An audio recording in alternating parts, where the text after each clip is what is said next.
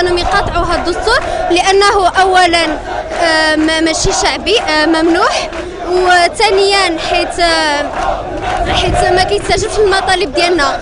او مشروع الدستور المقدم هو دستور استبدادي مثل الدستور الحالي.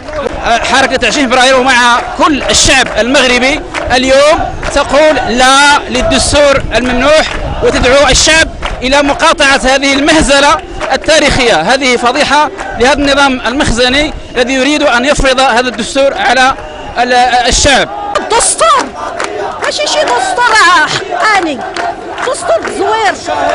كان غيعطيونا دستور خصنا المواطنين ما يشوفوا ديك الورقه ديال الدستور، ماشي يدوروا بعضياتهم ويقول لك الدستور غدا نمشيو نصوتوا عليه. المخزن رغم نزوله بقوته وتجنيده لمجموعه من ازلامه فان الشعب المغربي له الكلمه، وهؤلاء الذين يتظاهرون الان هم شرفاء هذا الوطن.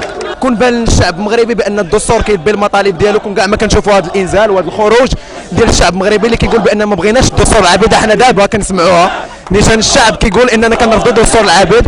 حنايا ما مفكينش وحنا ما مصوتينش وحنا ما يبقاش يضحك علينا، لانه الشعب المغربي وعى وعرف عرف شنو عليه وشنو خصو يدار.